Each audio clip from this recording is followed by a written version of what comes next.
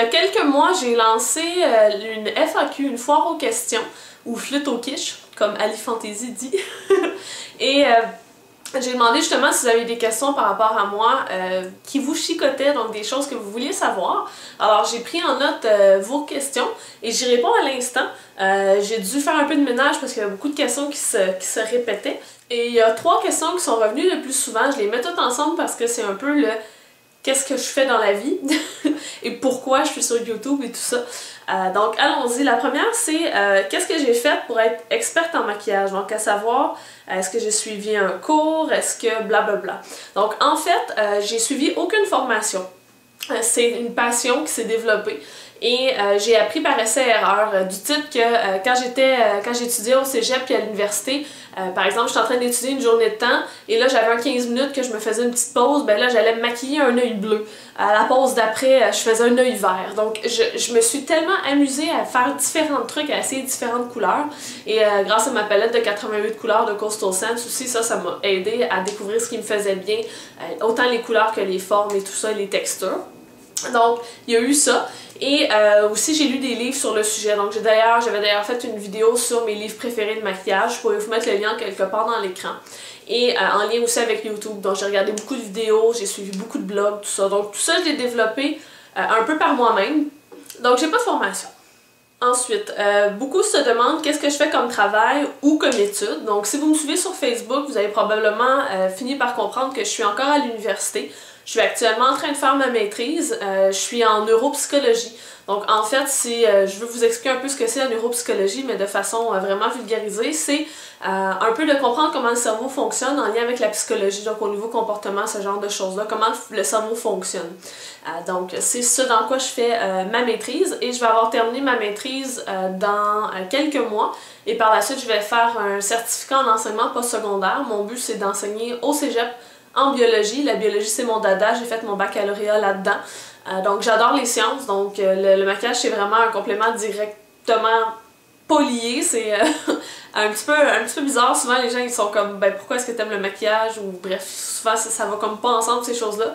Mais le maquillage me permet justement d'exprimer ma créativité puis tout ça à ce niveau-là, donc j'aime beaucoup. Donc, il y en a beaucoup qui pensaient que j'étudiais comme une maquilleuse, tout ça, donc ils voulaient savoir combien de temps me restait comme étude. Donc, les premières questions auxquelles j'ai répondu, c'était Cathy Lachance qui les avait formulées, mais comme je disais, c'est des questions qui sont revenues très souvent. Sarah Grenier me demande qu'est-ce qui m'a poussée à ouvrir une chaîne YouTube, quand, comment, pourquoi. Donc en fait, ça fait à peu près 4 ans que j'écoute des vidéos sur YouTube. Une des premières que j'ai suivies, c'est Fafinette. Après ça, j'ai trippé sur Petrilud et je trippe encore dessus. Si vous n'avez pas vu ma vidéo sur mon vlog YMATS, allez voir ça, ça va vous donner un peu une idée à quel point je trippe sur Petrilud. Et donc je regardais beaucoup de vidéos, je passais beaucoup d'heures sur l'ordinateur à lire des blogs et regarder des vidéos. Et à cause de tout ça, ben moi-même je me maquillais beaucoup, j'avais très souvent des beaux commentaires sur mon maquillage, sur mes ongles et tout ça. Et là, je me suis dit que je pourrais peut-être moi aussi apporter mon petit grain de sel. Et à l'époque, donc ma chaîne, je l'ai débutée en février il y a 3 ans. Au début février. À l'époque, il y avait beaucoup de chaînes aux États-Unis en anglais. Il y avait quelques françaises, mais il y avait pas vraiment de gens au Québec, ou du moins très peu. Et il n'y avait pas beaucoup de gens qui faisaient des tutoriels. Donc je me suis dit qu'il y avait un créneau pour ça et que ça pouvait être intéressant de mettre mon petit grain de sel, comme je mentionnais, dans ce monde-là. Et il y a un élément qui m'a un peu poussé à le faire, c'est qu'à un moment donné, mon père m'a dit, et il n'avait pas ça en tête du tout, mais il m'a dit pourquoi, parce que je regardais aussi des vlogs et tout ça, il dit pourquoi est-ce que tu passes du temps à regarder d'autres gens vivre leur vie au lieu de vivre la tienne, un peu. J'étais pas si pire là, mais pour lui il trouvait que je passais beaucoup trop d'heures à regarder d'autres gens vivre leur vie. Et là ça m'a fait penser, ben pourquoi est-ce que moi aussi je filmerais pas ce que je fais, les tutoriels et tout ça, donc c'est un peu ce qui a motivé la chose. Et j'ai commencé avec ma caméra qui prenait des photos, mais aussi des films, avec un empilage de boîtes pour mettre ma caméra dessus, avec un miroir devant une fenêtre. Si vous voulez, j'ai encore tous mes vidéos depuis le début, donc vous pouvez aller voir les premiers, c'est assez comique.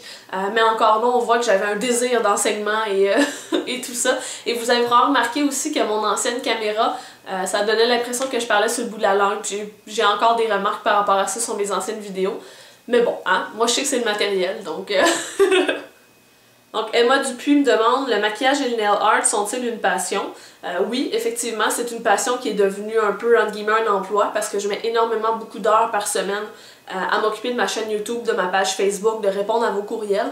Je vous dirais que maintenant, je mets entre 15 et 20 heures par semaine à m'occuper de tout ça, que ce soit pour le montage, pour filmer.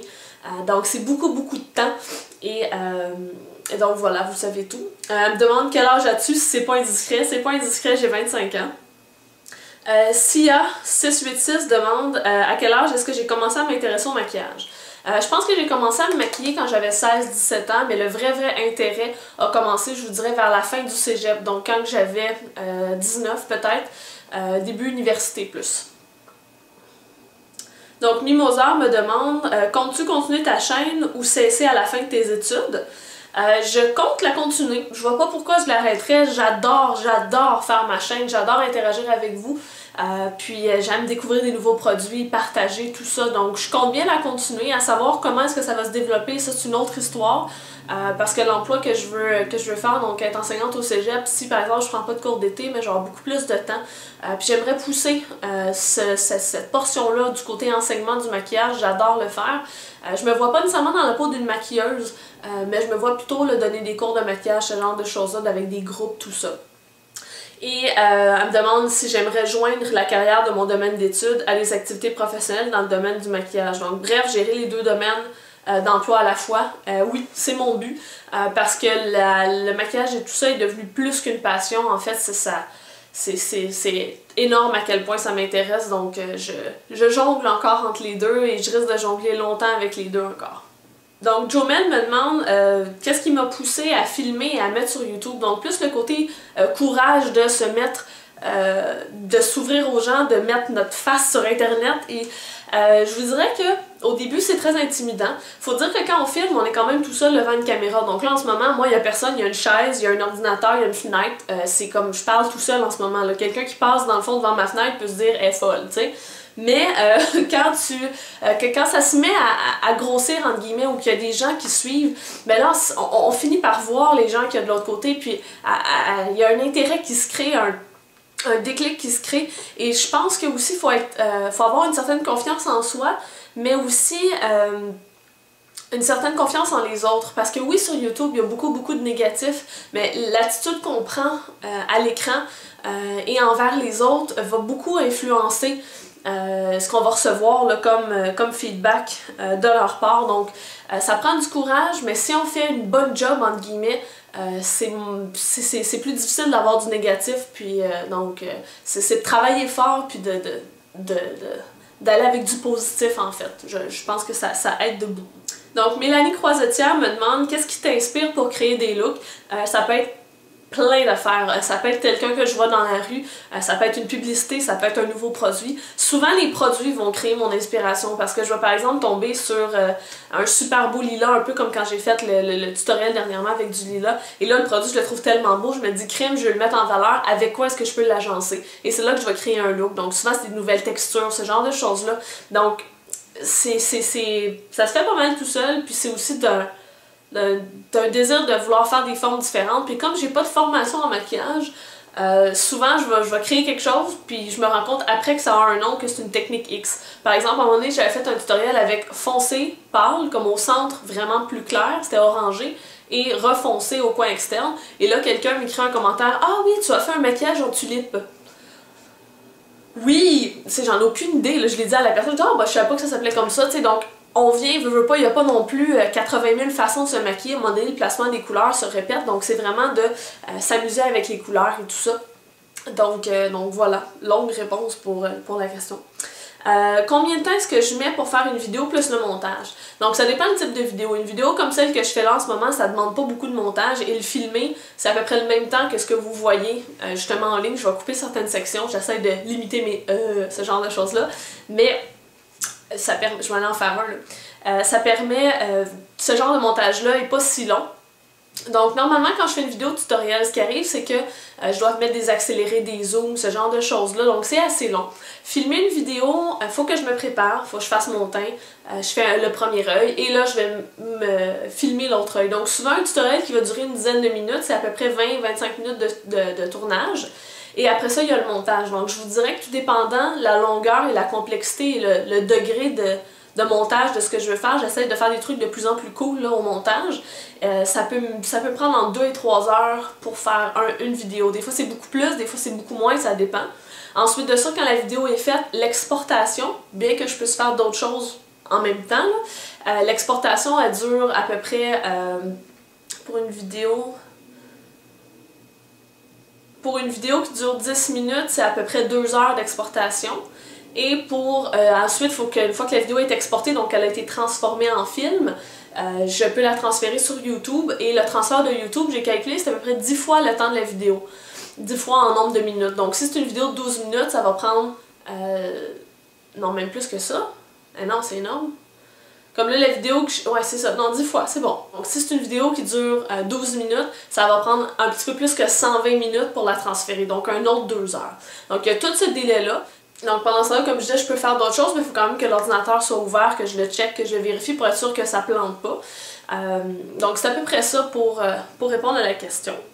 Une petite question d'ordre technique.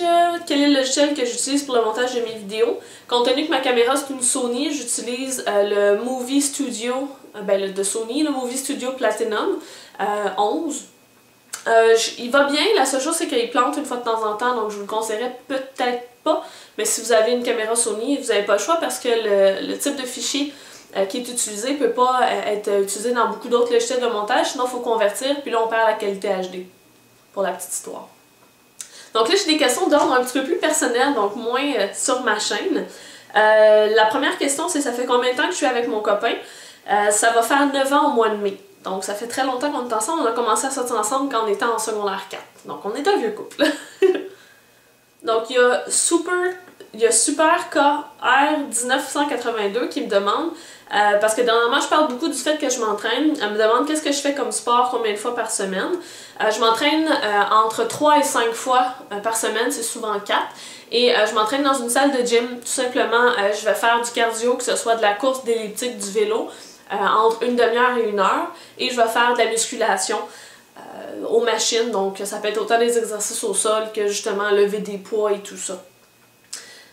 Si je fais attention, est-ce que je fais attention à mon alimentation? Je pourrais faire plus attention, je perdrais probablement encore plus de poids, puis je serais plus, justement, j'aurais moins de masse graisseuse. Cependant, j'adore tellement manger. C'est un petit peu, je pense que tout le monde aime manger, on s'entend, mais ce que je veux dire par là, c'est que j'ai un faible pour les fromages fins, j'ai la dent très sucrée, donc c'est assez difficile pour moi, j'essaie de réduire les portions puis de manger plus sainement, mais je suis pas quelqu'un qui mange non plus de junk food, donc j'ai tout le temps un lunch le midi. Un lunch, j'apporte mon propre sac à lunch, là, je me fais mes repas. Donc je pense que je peux compter sur les doigts d'une main le nombre de fois où je vais dans une restauration rapide par année. Là. Fait que c'est vraiment pas quelque chose que j'aime, donc ça aide aussi. Mais j'adore les pâtes, donc ça c'est plus et c'est moins. Comment est-ce qu'on s'est rencontrés, mon chum et moi? Ça fait, comme je disais, c'était au secondaire, mais on était des amis depuis secondaire 2, même meilleurs amis. Donc j'ai finalement sorti avec mon meilleur ami. Il y a toujours un risque que ça marche pas dans ce temps-là, mais là ça a fonctionné. Donc voilà, on s'est rencontrés au secondaire, on était dans les mêmes groupes là, à l'école. Ma passion pour le maquillage, si je pense en faire un métier ou si ça va juste rester une passion ou un plaisir. Donc comme je mentionnais un peu plus tôt, j'aimerais que ça en devienne... Bon, est-ce que je l'admets? Non, je l'admets, mais dans le sens que j'aimerais vraiment ça que ça devienne, ça prenne une belle place dans ma vie. Je sais pas si je veux que ça soit mon métier, en ce sens que si je veux que ça soit uniquement ça, parce que j'adore les sciences aussi, mais je sais que ça va me suivre toute ma vie, peu importe sous quelle forme, ça va tout le temps me suivre, le maquillage puis la beauté. On me demande aussi comment est-ce que je me vois dans 10 ans, avoir des enfants, vivre dans un autre pays, etc. Dans 10 ans, je vais avoir au moins un enfant, je vais habiter dans une maison, un peu le rêve américain, là, je niaise, là, mais tu sais comment, être établi, avoir mon emploi, avoir mes enfants, tout ça, et vivre encore ma passion pour le maquillage. Puis je pense que je me vois heureuse avec mes amis, ma famille, tout ça. J'ai pas vraiment de désir d'avoir, mettons, telle auto ou telle maison ou telle. C'est plus de vivre heureuse. Dans 10 ans, je me vois heureuse. Tiens, c'est ma réponse.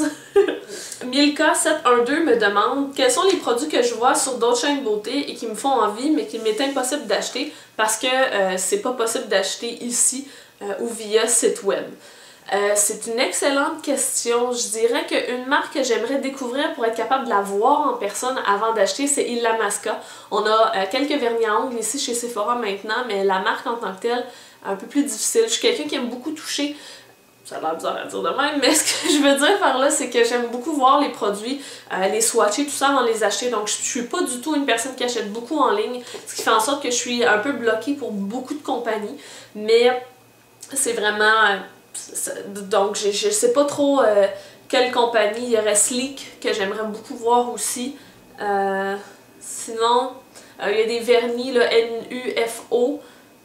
NUFO, là, cette affaire-là. Il y a plusieurs marques à England. Bref, tous les vernis que Pchit elle utilise dans ses, dans ses blogs. Là. Bon, il y a tout ça. Il y a beaucoup de marques en fait que je me retiens justement parce que j'ai pas accès à les voir là, en personne.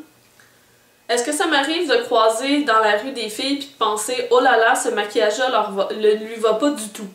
Donc oui, ça arrive, mais en même temps, on commence tous en quelque part, puis ça prend du temps avant de découvrir qu'est-ce qui nous fait bien. Donc je porte pas un jugement sur ces personnes-là. Je pense que c'est juste normal, puis d'un autre côté, je suis pas non plus pour les arrêter et leur dire « Hey, tu devrais faire ça comme ça », parce que l'important, le maquillage, c'est qu'on se sente bien et qu'on se sente beau. Donc si cette personne-là, elle se sent bien quand elle porte ce genre de maquillage-là, ben tant mieux, le but est atteint, tu sais.